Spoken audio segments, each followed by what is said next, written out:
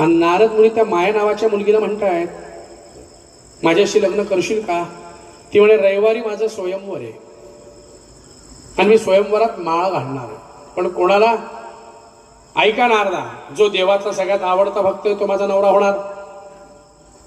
बोलत चला बरं. ज्याच्यात मुखात कायम देवाचं नाव राहील तो माझा नवरा होणार. जो दिसायला सुंदर असेल तो माझा नवरा होणार. नारद मुनी म्हणे की माझ्यासारखी भक्ती कोणाचीच नाही.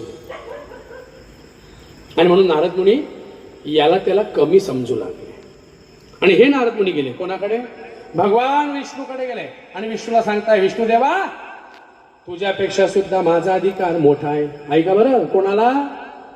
ज्याचं नाव घेताय त्याला तुझ्यापेक्षा अधिकार माझा मोठा आहे. म्हणे कस काय? म्हणे तू तरी कुठेतरी वासनेच्या मागे गेला, पण मी अजूनपर्यंत गेलेला